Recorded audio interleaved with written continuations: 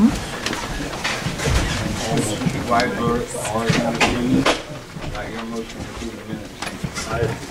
move we approve the minutes of last month's October 13th meeting.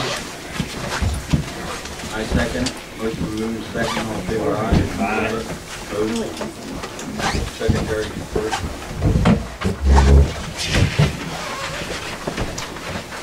An executive session was held at 6:15 this evening to review legal matters.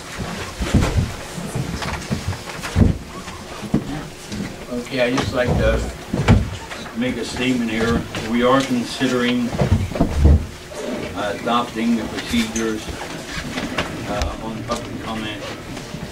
After last month's meeting, the way the meeting will be run tonight, if somebody's talking, there will be no outburst.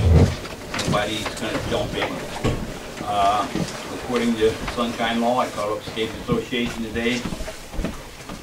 If you're not a resident or a taxpayer, we don't have to let you speak. But we're gonna let that go for right now if we can keep this in an orderly fashion. I don't want to see people getting up out of the chair. It's pretty full tonight, so they can't do that, I don't think. And go over and have the meeting while we're having the meeting. If you want to discuss something, that's fine. You get up and go outside. If you continue to disrupt the meeting after a few times, you will be asked to leave. So let's just run a nice, respectful meeting and we'll get along just fine. Thank you. I move we approve the payment of bills. I'll second that motion. A motion moved and second. All in favor, aye. Aye. Opposed?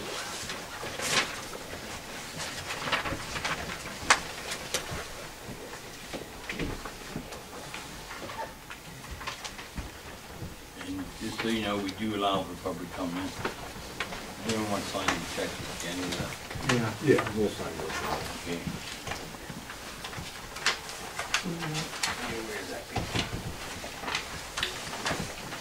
Okay, we have a gentleman from Sunoco here tonight. I'm going to read this statement before he speaks. At the last meeting, we were provided with information by several residents concerning the Sunoco pipeline along the south side of Route 322. At that time, we were advised that several residents had concerns about the safety of the pipeline. Following the meeting, in response to the article in the Daily News on November 8th, 2014, we were contacted by Sunoco who asked to appear and address the safety concerns. Sunoco is here tonight for that purpose.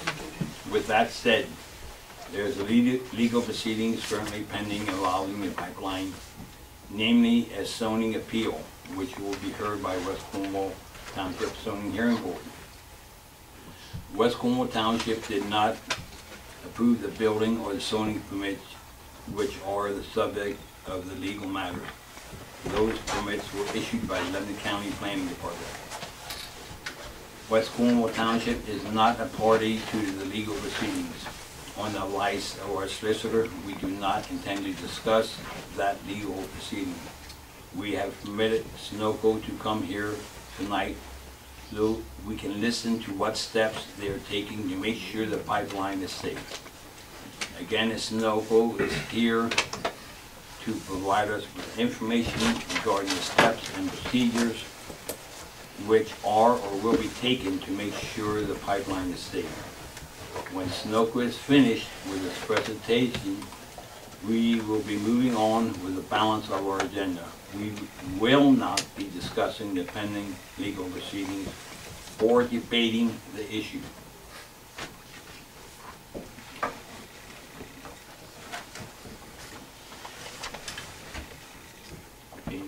Thank you. My name is Don Zalakowitz. I am with Sunoco. Give you a little bit of background, but before I do, I have two folks that I routinely work with as part of our project. Brittany Killian is in our community relations group. She is here with us tonight. And Jonathan Andrews. Jonathan often represents us in matters and trying to assist us in the project. He is our attorney. So before I guess I begin, I've got almost 37 years in Sunoco. A lot of my background is in the refineries, but I've been involved in a lot of the pipelines over the years. My background is primarily in the health and safety field. I've managed all the emergency response programs for the refineries. I've had a lot of their risk management departments that I've managed, as well as public relations, all the protective services, our emergency response programs. So with that, I guess, after 37 years, I'm still not sure I know everything, but I'll try to do the best I can in trying to find an answer for you. Basically, let me begin by talking about what Mariner East is. Mariner East is basically two projects, what we call Phase 1 and Phase 2. I just want to find a spot that I'm... You're fine. You're fine. That's You good. really are. That's good. Okay. Phase 1 is an existing pipeline that basically, its point of origin was our Marcus Hook refinery, located in the most eastern part of the state, right where Delaware meets Pennsylvania on the Delaware River. And Mariner East 1 was a high-pressure pipeline, 8-inch in diameter, that ran from Marcus Hook, traversed our Commonwealth across the state, out into the Pittsburgh region. And what that did was supply a lot of the vital products to the Pittsburgh region, such as gasoline, home heating fuels, what we call distillates, your diesels, and heavier kinds of things. We traditionally operated that line at about 1,000 PSI. That has been in the ground for many, many years. Mariner East 1 was, that 8-inch line was recently taken out of service about a year, almost a year and a half ago now. But before we did that, what we did was we put it through a host of integrity checks along the entire corridor. And we use different technologies to perform that. Following that integrity inspection program, what we did was remove it from service. Simultaneously, we also petitioned to take that product from the marketplace. We just can't remove products from streams like that, because before you do, you want to check to make sure that, in fact, we're not impacting pricing or supply and demand and those kinds of things. And after receiving approval, we proceeded with Mariner East 1. And basically what we're going to do is reverse the flow on Mariner 1, bringing materials from the west now back to the east. You may have heard back in 2012, Sunoco shut its refineries down on the Delaware River. 2 closed. 1 remained open, but in a partnership on the edges of the city of Philadelphia. And as such, they began transitioning the former refinery into a terminal storage facility, multi-use industrial center. We receive vessels of many nations' flags at our docks and burst down in the refinery at the Deepwater Channel. But what we are able to do across Mariner East is take products off of the Marcellus Shale. Not that we are part of the shale, we are a transporter of materials. So the materials come off the shale in the form of natural gas, goes into a facility out in Houston, PA, called the Mark West facility. There is a cracker there. It takes the natural gas liquids and basically puts it through a cracking process. And you get various products off of that. Products that we will be shipping is what we call natural gas liquids. Okay? They will be propane, butane, and some ethane. And what we will do is push that material across the state in a liquid capacity on down to the Marcus Hook facility. Now, as part of a recent announcement, what we did say was, one of the things that we heard commonly throughout our Commonwealth was making the availability of propane available throughout the corridor. Anybody heat with propane for their homes? You probably saw prices spiking up over $4 last year. So we are trying to develop ways to push it out to terminals along our line to hopefully help that process. The second phase of that, before we talk about the pump station, is what we call Mariner East 2. Sunoco, as recent as last week, announced a second phase to the Mariner East project, where we plan to construct now a brand new pipeline, okay? And it will run mostly across the state within the current easement that we've got for Mariner East 1. And I say mostly, there are sections where we got to actually take some reroutes. Not uncommon, no. But in some cases, you need to leave the easement, take a track off, and you'll rejoin the Carter at some other point. But that line will begin in Ohio, meander through parts of West Virginia, enter into the Commonwealth, and make its track across the state down to the Delaware River or Marcus Hook Industrial Complex. Its size, there are a number of engineering calculations at this point. Its size will range from anything from 16 inches to 24 inches. There are a number of models out there, and we have not defined that yet. So I guess what we're all here to talk about tonight is the pumping facility. As you know, I don't want to assume, but many of you know, I guess, we've operated a pumping facility over on Route 322 Horseshoe Pike, about 10 acres approximately. That was a pumping facility there since the 1930s, okay? Sunoco had purchased it from the former Atlantic Richfield, Arco. So we purchased that in the mid to late 80s is what we did at that point in time. We had just made a proposal and actually constructing a station in addition to the one that sits out front. That other one that was out front off the road has been out of service. We took that out of service probably, I want to say 2005. So that's been out of service. So we are proposing to, or actually constructing a station to the rear of that. We've got 10 acres there that has been there for many, many years. There are 3 lines that go through that easement there, 2 8-inch and a 12-inch. The one 8-inch is out of service. That's Mariner East 1 that we've taken. We're performing hydrostatic tests and plan to return that to service by mid-December. The thing about pump stations is what tends to happen when you have a pipeline, what leads to the point where you actually want to place a pump station? We go through tons of engineering, and it varies by size. It really does. But in this case, we're talking about an 8-inch line. Our engineering gets completed, and we go by sheer hydraulics in terms of what dictates where our stations need to be. Across this entire Commonwealth, we've got 19 of them, okay? A few are in existing terminals, but the vast majority are constructed brand new, okay? What tends to happen is when that hydraulic scenario comes out, you've got roughly to a quarter, half-mile radius, not radius, kind of on the line, you have to be on the line, but a diameter within a half-mile of each other in terms of where that needs to go. And it just so happens for this one, Cornwall Station fits that model.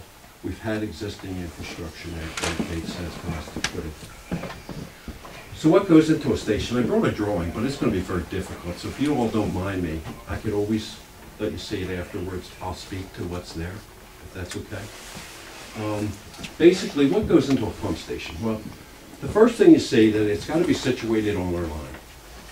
So the first thing that it comes off of is into a set of what we call inlet-outlet valves. Okay. The material at that point in time is controlled or regulated going into that station. Our station is monitored and operated 24/7. We're never off. Okay, so we're watching that and facilitating operations through that station 24/7, 365 days a year. What we have is we've got Sunoco employees who are very skilled at what they do, monitoring and operating that station. In addition to that, there are numerous safeguards and technologies available to them to make sure that they've got control of that station and how it operates. For example, what happens is on this particular case, the product moves off the pipeline through the station into what we call a strainer area. The very first thing you see is the outlets. Following that is what we call a strainer. And the reason the strainers are there is really to protect our pumps. Okay? It comes through the pipeline. In case maintenance was performed, maybe some debris fell into the pipeline, we want to catch it before it gets to the pump building. The next thing that you see is a building. I gotta remember the size of it, excuse me.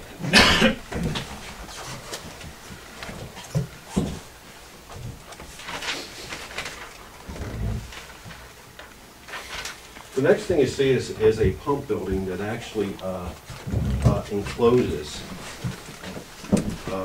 the operating pump. Now, traditionally, you may have heard, or in some cases, you may have seen a pump station where you've heard motors screeching upwards as they activate the pumps, turn them down. In this case, what we use in that pump building is what we call a slow variable drive motor. So meaning what we do is the pump, when it comes on, ramps up slowly to its desired speed, and we're able to regulate it based on that. Now, it is in a building, okay? That building serves one purpose, not for us to operate the pump, not to control the environment or the weather, those kinds of things. It is all about noise attenuation. If you look at the interior of a building, okay, it is blanketed all the way throughout. And what that is layers of attenuation material. We can achieve from that pump building to our fence lines 40 to 45 decibels by that building surrounding that pump. It has one purpose, noise attenuation. That is it. So you move on from that pump, it leaves that station at that point in time and goes back out onto the line. Material passes through it. So when the product comes into the station, it's very decreased in pressure. Goes through the pumps, back out of the line, it's picked the pressure up, and it's moving on again. At any given time, we can take that station offline anytime we want, completely isolated from the system. So you say, well, what kind of safety features do we have in it? Well, because of the materials that we do put through it, one of the things that we do is we have an abundance of what we call gas detection. In and around the pumps are designed, and I'm going to come back to the combustion tower for a second, but let me talk about the pump building itself. We have ultraviolet detection equipment that passes over the pump, constantly monitoring the pump. And that ultraviolet rays, so what they're doing is they are calibrating for the materials that we're putting through. So if it senses a leak of, for example, propane, the first thing it does is begin shutting the station down. This is not a violent shutdown, it's a controlled shutdown. It's sending out alarms to our control center, and it allows our operator to interact with it as well, okay? If the operator for some reason didn't do things quick enough, the station's already reacting to it. Those gas detection equipment, other detectors are placed vitally around certain components, the strainer area that we talked about. It also is around the combustion tower. Why do we call it a combustion tower? Well, formerly in days when we had materials such as gasoline, heating oil, those kinds of materials in the line, what we used to do is push what we call a pig. And the only reason we call it a pig is because you could hear it going through the line squealing. We put that pig in the line and we would move product out of the line by doing that. Or we'd bring vacuum equipment in and pull it off of the line that way. Or we'd take that material and push it into storage. Well, the materials that we're dealing with don't have that luxury, okay? So strategically throughout the entire corridor, we have placed remote operated valves on the line, in addition to the manual ones that was previously in place. And what does that do for us? It allows us to shut down smaller portions of the line, therefore having less material in it. So when we have to clear the line because of maintenance activities, we will take and push that material into our combustion unit. Our combustion unit is basically a 34-foot steel tower, okay? It has wind things around the base of it, wind shears, so that the tower isn't pounded by the wind, it's open. But at the very bottom base of it, internally, is a pilot light, much like on gas stoves. That pilot light is fed by material coming in off of the line, we allow by design a certain amount of it to pass over the pump seals. And that does two things. It feeds the flare constantly, and two, it makes sure that the seals on the pump stay lubricated. Okay? So that is part of the maintenance program for lubricating the seals on the pump. We allow gas to leave the pump over to the combustion unit. Now, when we flare it off, it's for maintenance purposes. So this is not an everyday occurrence. It is a once in a while. I will tell you the other scenario that we use it for is under emergency conditions. If we ever have an emergency on the line and have to evacuate the system, we will push material to the flare. It is not an everyday thing. Now let me say this, during startup, when we're first bringing a station online, we are tweaking the system and working it out. So you may see a little bit more, I guess, frequency of us using it until we get that system online and what I call the bugs being worked out of it. So for those two things. Now how does the chamber work? We have to demonstrate certain efficiencies on those combustion chambers. In our case, we achieve 99.5% efficiency in our burns. Okay? So what does that mean? You will not be seeing smoke coming out of it. You will not be seeing flaring. What you will see is at the very top, maybe a heat trace. If you look across the road on a hot day, you'll see the little heat waves coming off of it. Well, the same thing coming off the top of that when we have it in service. So what happens in a case of a power outage? We've all experienced power outages when it's pretty bad here. Our stations are equipped with battery backup systems. We do not put generators on them. Okay? And that's basically by design. We do not try to operate that station during an electrical outage. God bless you. Basically, what happens is our reaction to a power outage is to take the station offline, isolate it from the main car. Materials will just go by it. Okay? They may go by at reduced rates, but they're going to go by it. What we do though is our battery backups are there for us to maintain control over the station, continue monitoring vital equipment, and interact with that station if we have to. We will not operate the station in a power outage. So what happens after the 3 days that the batteries have been running and they're now used up? We may, under that circumstance, bring in a portable generator to ensure that we maintain all of the necessary controls to watch over and do the right thing at that station, monitor systems, those kinds of things. In addition to that, it has all of your smoke detection, fire detection throughout. It too, based on alarm, has the ability to shut the stations down. There is one other building that I did not speak of. It is 14 feet wide, 50 feet long, kind of a trailer kind of shaped building that houses what we call the PDC, Power Distribution Center. Its purpose is to house vital electrical components in support of the station. It also houses our instrumentation equipment. It also houses the kinds of support needs and monitoring capabilities. A lot of it is based on communications back and forth to our control center, so it houses all of that. At the end of the day, the height of that is 14 feet, but typically what we do is we pick that up off of the ground about 4 feet to allow for all the vital cabling and those kinds of things to go up and into it, so that it goes underground to its various places. You may see some cable trays coming out of that, where cable trays are up off the ground, out of the weather, and tucked nicely into the various components of the station, particularly the pump areas. But that's a quick overview of the pumping station itself. I guess I'm just trying to think of what other things we may have left out for you. Does that, do we have time for questions? Or do we No. Is there any other safety features or from a safety situations or Yeah. frequency of incidents at other places? Well, the track record, because what you're doing is this is a lot of modern technology, and technology goes into it. The pumps are very advanced. They're good equipment. They're tested. They're tried.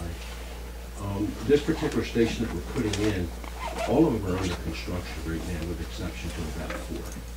Okay, so we don't have one in. We've got them more on our Mariner West corridor heading up into Canada, Michigan, that area. And we've had some pretty good track records. I will tell you though, during the early days, we've had some hiccups around having to flare a little bit more than we had desired out there. On the Mariner West segment, we did not build the combustion units into them, okay? So the alternative when you do not build the combustion chambers into it is to establish what we call portable flares, okay? And almost is a small version of the flare systems that you can see at the refineries with the flame on the top. Portable, you set them up when you need them, take them down when you don't. In this cases, they're accompanied by the permanent system. Everything is enclosed, internalized, so forth. The other thing that we do is we pay a lot of attention to the emergency response unit. County by county, we have gone throughout the entire state, training emergency local responders on responding to not only pump stations, but product pipelines in general. So we've dedicated a lot of resources for that. The other thing that we do is we conduct orientations for fire departments that host a station. So, for example, if your primary department has 3 or 4 other companies that's part of a response, they are invited to attend an orientation of the station itself.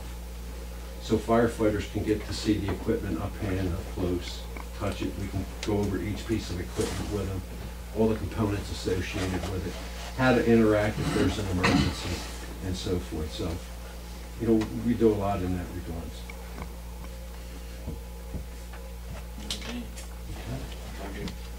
Thank you, Don. Thank you.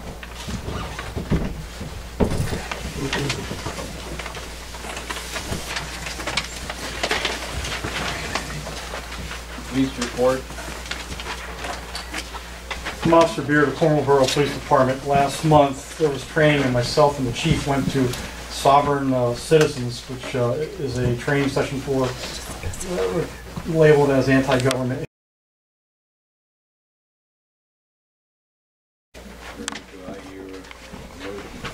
I move we pass the resolution 2014-11-10A to appoint Chris Shirk to the zoning hearing board. Do I need to read this? I need to state the time period, Yeah. sir. Oh. Well, for Chris Shirk, Christopher J. Shirk is hereby appointed to the West Cornwall Township Zoning Hearing Board for the term expiring December 31, 2016.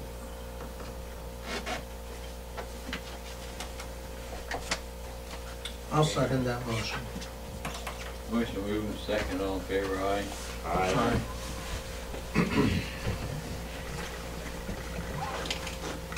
For those who didn't know, Chris Shirk was on the zoning hearing board, he's just being reappointed.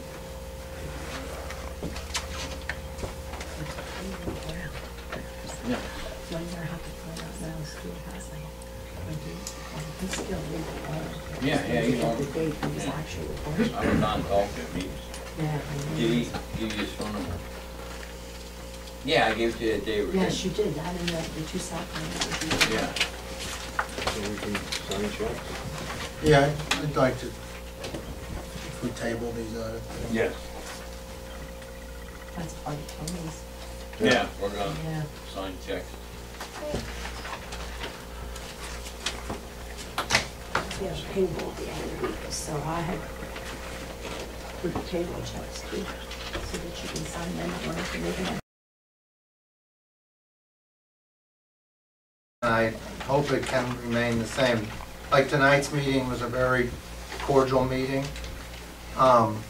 I like the fact that this board has always let people make comments as we're going through the agenda, so that as topics are discussed, people can understand, you know, right there, what's being talked about, what's being voted on, and I think it's been a cordial way of conducting the meeting for the members from the perspective of the public, to be able to, you know, raise your hand and discuss things as we're voting on them or prepared to vote on them. I'd like to see it continue that way. I hope we don't ever get to the point where we have to have such a structured format that members of the community can't be voicing their concerns. You know, we're spending your money, and I believe in spending other people's money more carefully than spending my own money. And I just want to say thank you to everyone for tonight's meeting. It was a pleasant meeting. Yes, Pam. Gentlemen, I have two quick questions. One is, when do you expect your solicitor so we can know how long we're waiting? He's on his way. Yeah, From Cornwall Borough, Yes. where he sits on the council. right. And this is the third meeting in a row that we've had to wait for the... I don't think we have anything to wait Yeah, I for. don't think. There's nothing to wait, Mrs. Bishop. We're not gonna discuss, Yeah. anything on that. We're not going to take any action on these other things. Yeah. No, That was not clear when you said you were going to sign the checks for paying bills. No, Yeah, well, we can make it clear now. I'll make a motion to table D, E, and F, not discuss any of them tonight. I'll second that. First, and move second, on favor, aye? Aye. My Can I second have a question, point of One order person at a here? time. I'm raising my hand. Yeah. Tables are usually only made from leaving the discussion to the end of the meeting, not to the next meeting. See what? When you table something, you table it to the end of the meeting, not to the next meeting.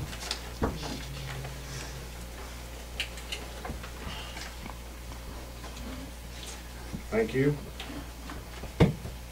my second question, gentlemen, is I wondered under correspondence, I don't recall previous meetings, and this one, there was no mention of a letter from Sunoco informing the township, as they have done to South Lebanon Township, informing this township that they will do a planned hydrostatic test of the Mariner East 1 line. Yes, there was a letter in each one of your boxes. No, was she saying? Yeah, I didn't put it in this correspondence, but there was a letter, each one of the supervisors got one. And what was the date of that letter? It was just recent, It was maybe a week ago? I think, not even that. I'm sorry. Let's pick that up with the last clip here.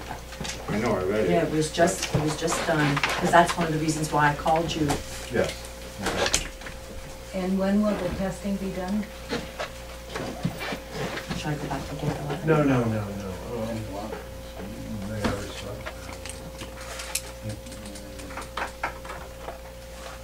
I don't know if we are, Yeah, it's about the correspondence that was issued, has nothing to do with yeah. any legal action. Yeah. Okay, you can answer that. What they've been doing is, they've been doing it segment by segment. And when we advise the township, what we do is we give an approximate 2-week window. It may have gone through this area, I don't know exactly when it happened. I know they were doing testing this weekend. But just before we do those tests, we make notifications to the county 911 centers, law enforcement, fire officials, those kinds of things, and appraise the townships before it's happening. So it's very possible that the segment may have occurred or about ready to. So.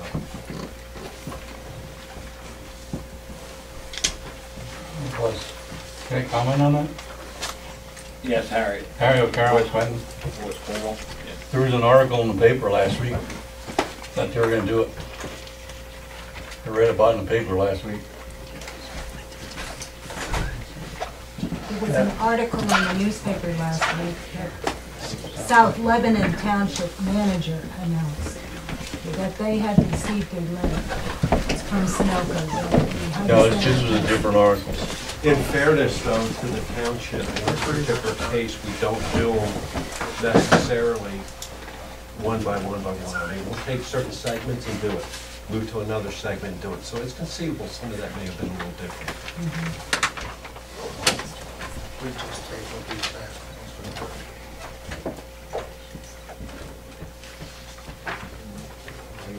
Yeah. All right. I'll make a motion to adjourn the meeting. I'll second that motion. With second, all in favor, aye. Aye.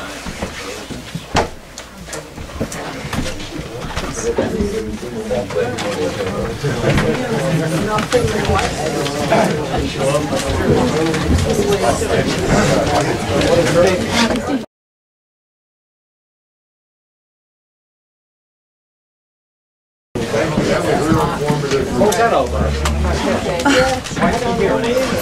I don't know, I thought we were waiting for him and then we didn't get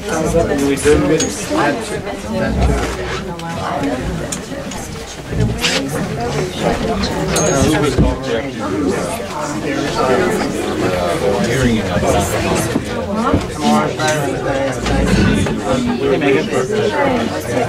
a breakfast tomorrow. I don't know.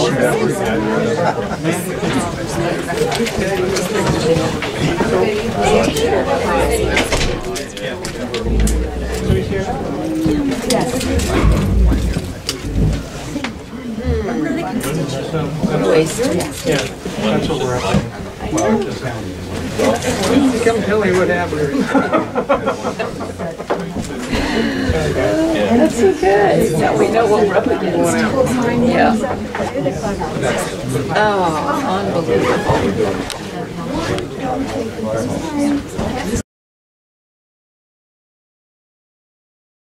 If that doesn't suit your needs, so be It's it. not my needs, it's the public needs. It is. And how aren't they being met? Because you're not here when you're supposed to be, for our particular meeting. There's no obligation for a solicitor. I don't think I'm talking to you. Who Hey, defines, you know who what? defines when Your I'm supposed to attitude's be the here? problem, Ralph. Who defines when I'm to be here? My understanding is No, you're... no, I'm just, maybe I'm You're making a incorrect. Maybe I'm speech. incorrect. You're making a speech and what you're, I have to admit, it's been a long day. I've dealt with a lot of things. And I'm really reaching the end of dealing with people that are taking the personal attacks to a level that I really don't I want don't to think I deal with. personally attacked you at all. Well, first of all, it would be a very poor choice on your behalf to do that. What I'm going to leave you with is this. Laugh all you want. Yeah. Laugh. Rather than debate this, because you'll drag me down to your level and beat me with experience, if you have something to do for the board, put it in writing, send it in, or come and participate in public comment I period. tried to do that. Yeah. Yeah. Hello, gentlemen. Can I make a comment?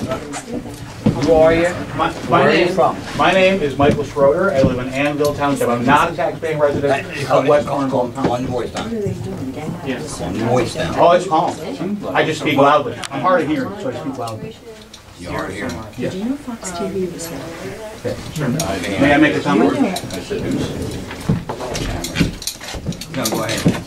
I found this a very odd meeting in which a company that is not a tax-paying resident of the township was able to speak and given as much floor space as they desired, and yet the residents and tax-paying... Wait, what do you mean? Would you let me finish my thought, please? That the tax-paying residents were shut out of any public comment on this issue of public concern. They weren't shut out of public According to the initial framework that you set up, saying there will be no public comment on the Sunoco pipeline issue.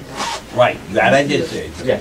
On the public, on the Sunoco issue. But I did state at the beginning that there would be public comment before that. Russ, I mean, and in fairness, no. There was public comment, Sunoco, last meeting, right? We got the last meeting. And I understand it's an emotionally charged issue. I get that. There were many people that put forth a number of concerns about the pipeline. Safety related, that's our concern too. In response to that, Sunoco, I guess, reads the newspapers and found out, so they have a public relations guy that goes around and does stuff. So fine, they wanted to come and essentially get equal time to present, you know, whatever it is that they do and how they do it, and certainly to be here, so if anybody wants to contact them, so fine. So in the run-up to the meeting, they provide for public comment, right? No, incorrect. No, there was no public comment. There was a You weren't public even comment here. period, and then what happened is, when Sunoco, rather than debate it for an hour and a half, if you guys want to have the conversation, please go do. Please go, contact them, sit down, have meetings, do what you want to do with them, but they had a meeting they wanted to run, so they ran it through, rather than revisit it. Look, guys, there's a zoning hearing. We're not a party. We're not a party to it. We didn't issue the permit to it. We're not technically directly involved in it at all.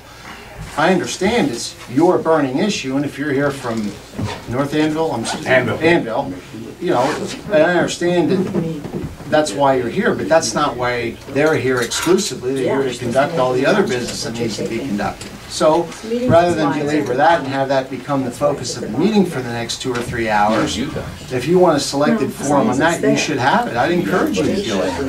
And we have the same concerns that you do. I mean, everybody here is looking out for the public interest. I mean, it's just not, if you guys are gonna go meet with them, go meet. I'm sure they'll be more than willing to hold a public meeting if you contact them. Again, my comment is that in a public setting, the company is given a voice and the public is not. No, And that no, seems to but me you're inappropriate. incorrect. You're phrasing, you can't state a conclusion as a fact. The fact is, there was a period of public comment. There was not in this meeting, sir. There was no period of public comment in this meeting. Nobody said They anything. adjourned their meeting. There was no Well, first off, who's solicitation. talking back there? I can't see you. I'm sorry, I'm small. Yeah, but where are you from? I am from North Cornwall Township. And Okay? Gloria who? I'm sorry? I'm not in the employ No, of no. anyone. No, young lady, what's your name? My name is Sherry Stom. I live in North Cornwall Okay. Township. And the reason that I'm here is because projects like this affect all of us, everywhere. They Without don't doubt. just affect your township. So when you make a decision for your township, you're also making a decision for my township. But they don't make a decision. They don't regulate pipelines. They have no legislative authority. They don't issue permits. The correct. county planning department issues The county planning department issued those permits on their behalf. No. On behalf of this No, township. they're the delegated agent. They're the approval agency under the Right, on municipality's planning. behalf of board. this township, No. so that this township No. does not have to have a permit approval board. It is done as a cost savings. So when the county planning department issued that permit, they issued that permit on behalf of this township. No, they didn't. Yes, they did, sir. Well, I mean, fundamentally, I mean, and I'll share this with you, Pam, because to the extent that there's a leader, we're really on the same page. I literally drive over top of that pipeline at least twice a day, sometimes more than that. My office is close to it. I don't want that pipeline to go wrong either. You know, I'd be the first one to tell you that if there's something that's an inherent public danger, I'm all about making it go away. So to that extent, we really are on the same page. And I think what we should do, and we'd actually try and facilitate it if you want to designate a public meeting devoted, I mean seriously, devoted to the Sunoco pipeline, then maybe that's the thing we should try and do. We will. Would you like to help me? Yeah, why not? I'll be in touch with you. I think what we should do is put it together, do it at a time and place where, and then however you're going to move forward, that's fine. And I think it's fundamentally a good thing. But just please understand the purpose is these guys meet once a month. You've got however many issues you got to deal with that you got to move through. And how do I phrase this so it makes sense? It's an important issue, but you got other stuff you got to get done too. So there are times, for example, when I'm talking to my kids, and we got something we got to talk about, but you know what? In the meantime, I got to get you out the door because we got to be someplace else too. So it's no different than that. I think we should set it up, give everybody a full and fair opportunity to be there and discuss the issue. I strongly suspect there's just going to be a lot of agreement to disagree.